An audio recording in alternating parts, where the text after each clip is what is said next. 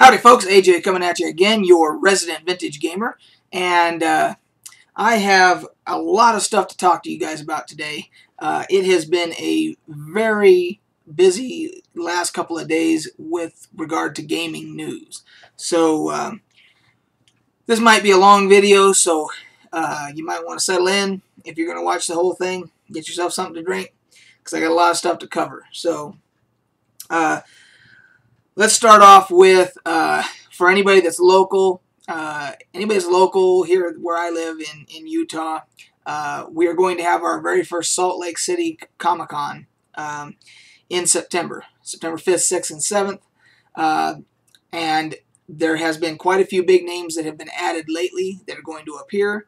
Number one, you're going to have William Shatner. You're going to have Lou Ferrigno. You're going to have Adam West. And let's see, Kevin Sorbo. There's just a whole bunch of them. So I'm going to put a link in the description to the Salt Lake Comic-Con website so that you guys can go and see for yourselves who's going to be appearing there and decide whether or not you want to get tickets. But it has been reported today that the tickets for Saturday, that would be the 7th, are almost sold out. So the reason I'm putting this in my video is anybody that's local that subscribes to me, if you're thinking about getting tickets, Saturday's almost sold out. So anyway, I'll put a link for you guys. Number two, the Xbox One. Apparently, the internet has spoken, and Microsoft is having to backpedal on their policies regarding DRM on the Xbox One. Reportedly, there will no longer be the 24-hour check-in requirement, and they're going to allow people to play used games. So I'm putting a link to a news article about it that goes into a lot more detail. There's a couple features that are going to go by the wayside because of their change in their policies. There was a feature that would allow you to basically load up all your games onto the 500 gigabyte hard drive, and wherever your Xbox went with you, your games went with you, and you didn't have to take the discs. Well, because of the no more requirement on not playing used games, they're going to do away with that. So basically, you'll have to take your discs with you. And then the other feature was that there was going to be a family share feature for games for up to, I think, 9 family members. That's going to go by the wayside also, because basically they're saying you can play whatever games you want to now. You can share games, you can share discs, etc. So anyway, there'll be a link in the description box for you guys for that as well.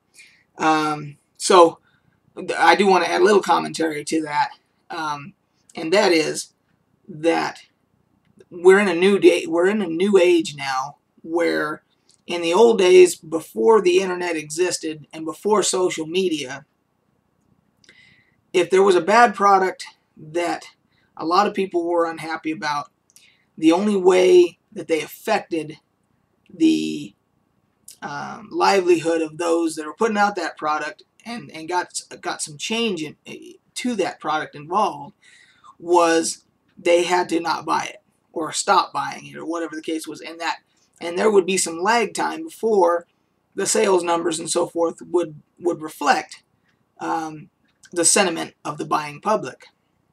Now with social media, here is a prime example of the power that we hold. People like myself to a very small degree, because I only have 140 some subscribers, but there's a lot of people out there that have.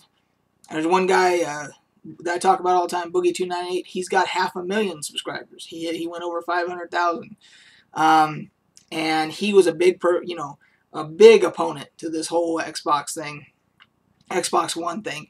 And there's a whole bunch of other people just like him that did the same thing that I did, and he did, and everybody else. We got on here and we said how we felt, and then all you guys piled on in the comment sections of all of our videos. You guys said we agree. We're not going to buy one because of this, that, and the other thing. And lo and behold, it worked.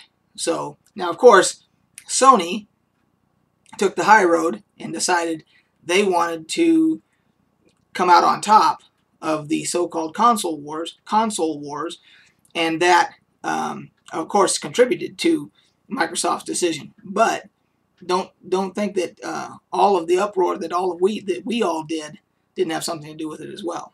So kudos on that, a collective effort on our part. The next thing I want to talk about, EverQuest Next. I've talked about this before, and there's been a couple of pieces of news that have happened since the last time that we discussed this.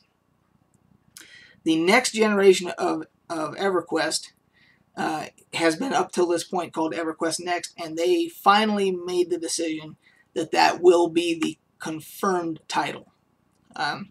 I think maybe they could have figured out something a little bit better than that, but that's what they're going with. That is the confirmed title. So the next bit of information on EverQuest Next comes from MMORPG.com, and I'm going to put a link for you guys for that as well, for the story about this. At E3, MMORPG.com gave EverQuest Next Best of Show. And what's very interesting about that is there was absolutely nothing shown or any announcements or anything about EverQuest Next at E3 to the public. They're basing their decision to give it Best in Show strictly on the fact that they were given a sneak peek by the developers, and they had to swear or sign a non-disclosure and were sworn to secrecy that they could not talk at all about what they saw. But what they did say is that it was enough. What they saw was enough to put them, and I'm quoting here, to put EverQuest Next head and shoulders above any other game they saw there. Head and shoulders, they put it. They said, and on August 2nd, which is when at Sony Live, or SOE Live, the convention for the Sony role-playing or online role-playing games in Vegas will be August 2nd. They're supposed to make the announcement to the public and probably show some gameplay footage as well as what we're anticipating. And the way that MMORPG put it in their article was that we will not be disappointed when the public sees it. So it got Best of Show. To me, that's pretty big. For a game that doesn't show anything at all to the public, and for a website like MMORPG to give it Best of Show, it had to have really blown them away. So I'm really excited about it because I'm a big EverQuest 2 player. I played a little bit of EverQuest when it first came out. I never really got into it because I was doing other things, but EverQuest 2 I'm heavily into, so really looking forward to that. So, and I hope you guys are too. And I'll put a link in there for you guys on that. Next topic.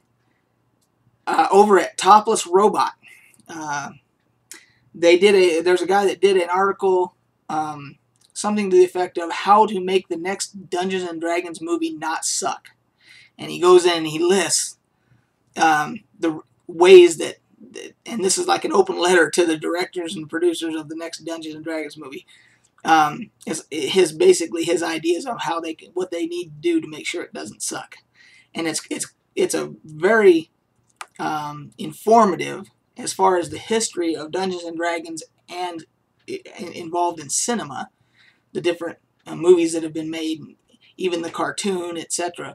It's very informative that way, and it's quite amusing as well. It's a really good article. So I'll put a link in there for that for you guys too if you're interested in the Dungeons and Dragons franchise and the idea of them making the next movie.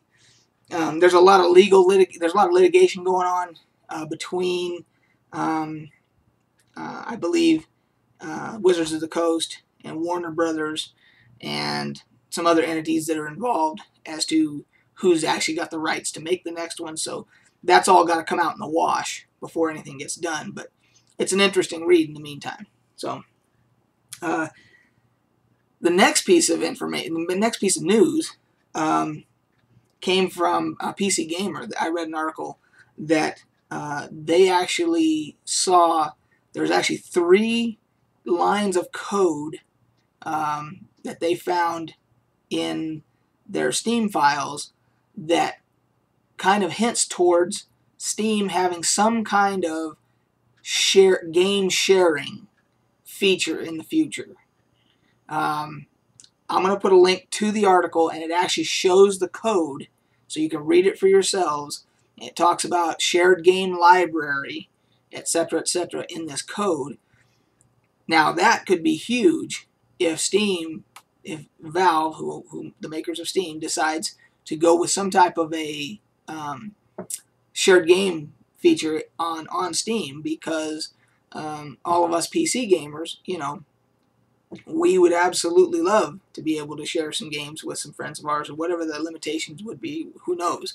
It's all speculation at this point.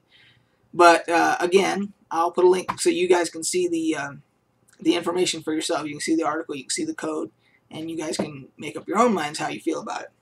And then the last topic that I have for this video is there was a product that was shown at E3. It's another one of those virtual 3D type of a device that you wear that gives you virtual reality while you're playing a game. And it's called Oculus Rift, if you have not heard of it. I had not heard of it until I read this recent article post E3. And I'll put a link for that article as well for you guys. So you guys will have all this below. You guys will have all the info, the links to everything that I'm talking about.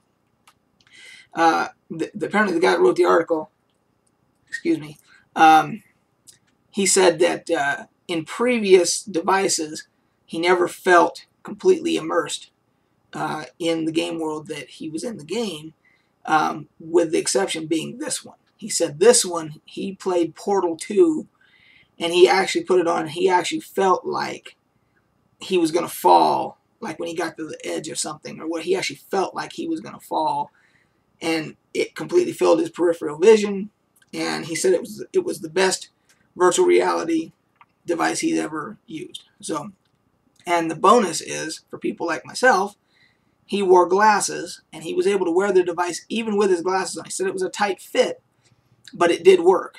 And so that's really good news for people like me who do not wish to wear contacts whatsoever, and we like to wear our glasses. So that's interesting news, to say the least. And they're actually selling developer kits of this product. The final product is due out, I believe, in August. And I think they're taking pre-orders and so forth. So very interesting piece of gaming news there. So that's going to do it for everything I covered here. If you have any questions about anything, you can put it in the comments below. This video is going to go on 14 minutes. Hope that's not too long for you guys. But I wanted to cover all that stuff.